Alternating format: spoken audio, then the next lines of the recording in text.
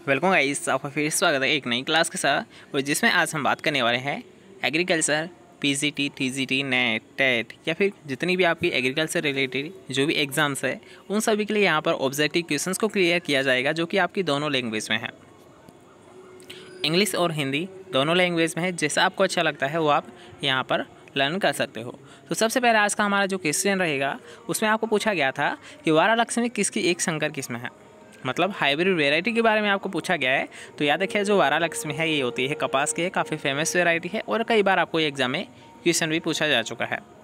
Next question के यहाँ पर बात करेंगे कि इनमें से सूक्ष्म पोषक तत्व कौन सा नहीं है। तो याद रखिए, अगर हम बात करते हैं जैसे कि मान लीजिए सूक्ष्म पोषक तत्व कौन सा नहीं है, तो सल्फर होता है। क्यों? क्योंकि याद रखिए सल्फर तो एक द्वितीय पोषक तत्व है। क्या होता है ये? एक द्वितीय पोषक तत्व होता है, मतलब सल्फर एक प्रमुख पोषक तत्व होता है। बाकी जैसे कि यहाँ पर बात करें कॉपर या तांबा, बोरोन या फिर मैंगनीज, तो ये सारे क्या होते हैं? सूक्ष्म पोषक तत्व होते हैं। ठीक है, तो इसने पूछा था कौन सा नहीं है, तो इसका राइट आंसर सल्फर है। कैल्शियम, मैग्नीशियम, सल्फर याद रखिएगा। नाइट्रोजन, फास्फोरस और पोटास होते हैं ये प्राथमिक उर्वरक होते हैं, और कैल्शियम, मैग्नीशियम और सल्फर होते हैं ये द्वितीयक उर्वरक होते हैं। इसके अलावा जैसे कि अगर मैं बात करूँ फेकुनी, ठीक है, ये कुछ एग्जाम्पल याद रखिएगा सूक्ष्म पोषक तत्वों की, इनसे रिलेटेड आपको एग्जाम में क्वेश्चन पूछा आता है।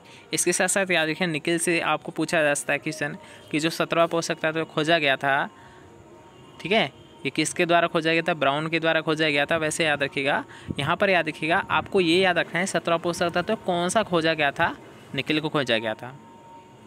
ठीक है, चलिए नेक्स्ट क्वेश्चन की यहाँ पर बात करेंगे कि अंकुरण के दौरान प्रांकुर और मूलांकुर कहाँ से विकसित होता है। मतलब जो याद रखिएगा रेडिकल या फिर प्लूमेल निकलता है, इनका डेवलपमेंट कहाँ से होता है? क्या भ्रूण से, क्या भ्रूणपोष से, क्या गंधक से, या फिर आप ऑप्शन 4 देख सकते हो बीज आवरण से। तो यहाँ पर याद रखिएगा, अगर हम बात करते हैं कि इसको कहाँ से निकलता है, मतलब मूल, कोल या फिर क्या बताइए, प्रांकुर या मूलांकुर, तो ये दोनों ही निकलते हैं, भ्रूण से निकलते हैं। आपने देखा होगा, अगर मान लीजिए जो आप सीड डालते हो, अगर उसमें भ्रूण जीवित है तो वो ग्रो करेगा, मतलब जर्मिनेशन उसमें होगा। लेकिन अगर उसमें जो भ्रूण है वही नष्ट हो चुका है तो वो याद रखिए ग्रोथ नहीं करेगा, वो नष्ट हो जाएगा। ठीक है, चलिए नेक्स्ट क्वेश्चन के यहाँ पर बात करेंगे अब, जिसमें आपको पूछा गया है कि यूरिया में नाइट्रोजन किस रूप में उपलब्ध रहती है। तो यूरिया में जो नाइट्रोजन होती है याद रखिए ये होती है एमाइड के रूप में, क्योंकि हमने देखा है, हमें सूत्र पता है NH2CO NH2, NH2CO NH2। तो ये NH2 क्या है? ये एमाइड ही तो है। तो याद रखिएगा यूरिया में जो नाइट्रोजन होती है ये एमाइड रूप में होती है। अगर हम बात करते हैं भारत में सरसों का उत्पादन जो सर्वाधिक है ये कहाँ पर होता है, तो बिल्कुल भाई हमें पता है कि राजस्थान में ना जो सरसों है ये सबसे ज़्यादा होती है। लेकिन अगर हम बात करेंगे काम के लिए, तो भारत में जो सबसे ज़्यादा ली जाती है वो मूंगफली को काम में लिया जाता है। ठीक है, मतलब उपयोग किसका किया जाता है? मूंगफली का किया जाता है। लेकिन होती क्या है बताइए? राजस्थान में सबसे ज़्यादा कौन सी होती है? तो सरसों होती है। भारत की बात करेंगे तो बिल्कुल मूंगफली आ जाएगी। ठीक है, चलिए नेक्स्ट क्वेश्चन के यहाँ पर बात करेंगे चिप्सोना किसकी वैरायटी है। तो चिप्सोना तो आप सभी को वैरायटी को पता होगा, आलू की वैरायटी होती है। किसकी होती है? आलू की वैरायटी होती है। चिप्स जिससे बनाई जाती है, आलू की वह वैरायटी जिससे चिप्स बनाई जाती है, तो वो होती है चिप्सोना। ठीक है, चलिए नेक्स्ट क्वेश्चन के यहाँ पर बात करेंगे अब, जिसमें आपको पूछा गया है कि किस फसल को ऊँट फसल के नाम से भी जाना जाता है, मतलब कैमल क्रॉप किसे बोला जाता है। तो आप सभी को विदित है कि जो सोरगम होती है, फिर जिसे ज्वार बोलते हैं, तो ज्वार को ही याद रखिएगा क्या बोला जाता है? कैमल क्रॉप के नाम से जाना जाता है। क्यों? क्योंकि याद रखिए सूखा ज़्यादा सहनशील फसल होती है, मतलब ये सूखा को सहन कर सकती है। ठीक है, इसलिए कैमल क्रॉप ज्वार फसल को ही बोला जाता है। इसके अलावा हम बात करते हैं कि शून्य भूपरिष्करण शब्द प्रथम प्रतिपादित किसने किया था। तो जीरो टिलेज याद रखिएगा, जो जीरो टिलेज है ये दिया गया था किसके द्वारा? जैथरो टुल के द्वारा। जीरो टिलेज शब्द है ये जैथरो टुल के द्वारा ही दिया गया था। इसके अलावा याद रखिए, अगर आपको पूछ ले टिलेज, तो टिलेज भी याद रखिएगा जैथरो टुल के द्वारा ही दिया गया था। अगर आपको पूछ ले वीड, तो वीड भी याद रखिए जैथरो टुल के द्वारा ही दिया गया था। नेक्स्ट क्वेश्चन के यहाँ पर बात करेंगे कि निम्न में से कौन सी भारत की प्रमुख दलहनी फसल है। भारत की यहाँ पर दलहनी फसलें पूछी है, तो याद रखिएगा अगर आपको पूछा था भारत की दलहनी फसल, तो होती है चना फसल होती है। कौन सी होती है? चना फसल होती है। अगर हम बात करते हैं भारत को कितने कृषि जलवायु क्षेत्रों में बांटा गया है, तो वो बांटा गया है 15 जलवायु खंडों में। कितने एग्रो क्लाइमेटिक जोन्स में बांटा गया है? 15 एग्रो क्लाइमेटिक जोन्स में बांटा गया है। नेक्स्ट क्वेश्चन के यहाँ पर बात करेंगे कि निम्न में से किस वैज्ञानिक ने अंतः प्रजनन को मापने का सूत्र ज्ञात किया था? मतलब इनब्रीडिंग कोएफिशिएंट जो फॉर्मूला दिया गया था वो किस वैज्ञानिक के द्वारा दिया गया था? पहले आप ऑप्शंस देख लीजिए, आपको यहाँ पर सभी ऑप्शंस विदित नहीं हो रहे हैं या फिर दिखाई नहीं दे रहे हैं, ठीक है। तो ऑप्शंस आपके सामने हैं। तो याद रखिए जो इनब्रीडिंग कोएफिशिएंट का जो रूल है वो दिया गया था राइट के द्वारा, जो राइट लेखक थे उसके द्वारा ही याद रखिए इनब्रीडिंग डेप्रिसिएशन का सिद्धांत दिया गया था। अगर हम बात करते हैं हार्डी वेनवर्ग का सिद्धांत या रूल, तो ये दिया गया था याद रखिएगा 1908 में, ठीक है। नेक्स्ट क्वेश्चन के यहाँ पर बात करेंगे गाय की डबल पर्पज़ के लिए कौन सी ब्रीड होती है? तो आपको पता होना चाहिए, याद रखिए एक होती है थारपारकर, एक होती है हरियाणा। तो ये क्या होती है? डबल पर्पज़ की ब्रीड होती है। नेक्स्ट क्वेश्चन के यहाँ पर बात करेंगे कि खड़ी फसल के कटने से पूर्व उसी खेत में दूसरी फसल की बुआई को क्या कहा जाता है? तो याद रखिएगा अगर फसल कटी नहीं है, वो खड़ी है, मतलब कटने वाली है, ठीक है। वह स्टेज जहाँ पर जो हमारी फसल खड़ी है वो कटने वाली है, तो उससे पहले क्या कर देते हैं हम, क्या करते हैं दूसरी फसल को ले देते हैं। तो इस प्रकार हम क्या कर लेंगे, साल में हम 4 फसलें ले लेंगे, ठीक है। मतलब कटने वाली है तो उससे ही पहले ही हमने क्या कर दिया, दूसरी को क्रॉप को सोविंग कर दी, ठीक है। इस प्रकार हम 4 ले लेंगे। अगर साल में 4 फसलें हम ले रहे हैं तो उसे बोला सा याद रखिए अविराम खेती, मतलब रिले क्रॉपिंग, या फिर जिसे हम बोल सकते हैं ओवरलैपिंग क्रॉपिंग। रिले या तो आपको मिलेगा ऑप्शन में या फिर आपको मिलेगा ओवरलैपिंग क्रॉपिंग, ठीक है। ओवरलैपिंग का मतलब होता है जैसे कि मान लीजिए एक रोटी है, इसके ऊपर आप दूसरी रोटी रख रहे हो, ये ओवरलैपिंग ही हो रहा है, ठीक है। उसके आप ऊपर लेप कर रहे हो, वैसे ही मान लीजिए समझने के लिए, ठीक है। एक रोटी है उसके ऊपर दूसरी रोटी का लेप कर रहे हो, ओवरलैपिंग उसे ही बोलेंगे, इंग्लिश का वर्ड है, आसानी से समझ सकते हो, कोई दिक्कत नहीं है। नेक्स्ट क्वेश्चन के यहाँ पर बात करेंगे कि अखिल भारतीय समन्वित मक्का विकास परियोजना की शुरुआत कब की गई थी? तो आपको पता होगा, जो याद रखिए मक्का का है ये सर्वप्रथम AICRP है और ये इसकी स्थापना है 1957 में की गई थी। अगर हम बात करते हैं नेक्स्ट क्वेश्चन की ओर, तो नेक्स्ट क्वेश्चन आपको पूछा गया है कि किस फसल को ऊँट फसल के नाम से जाना जाता है? ये तो हम कर चुके हैं।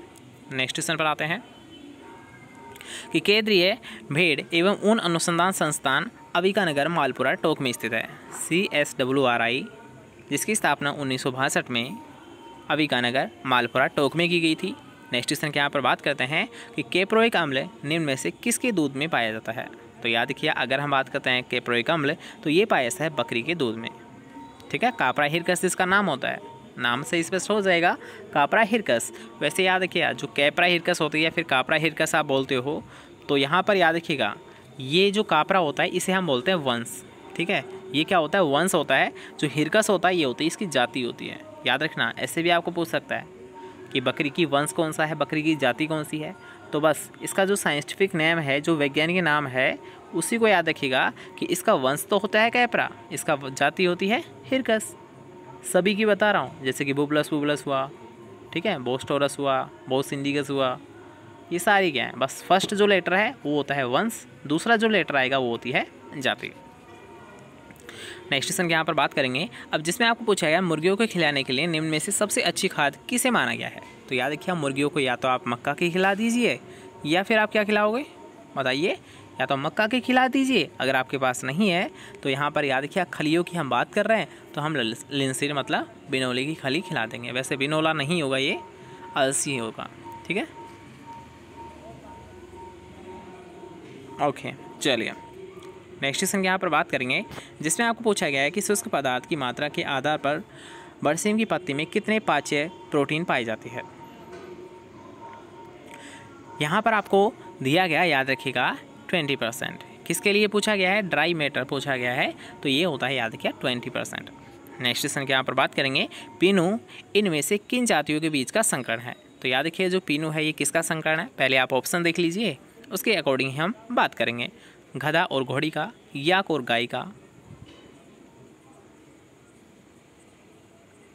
घोड़ा और जेब्रे का, या फिर गाय और भैंस का।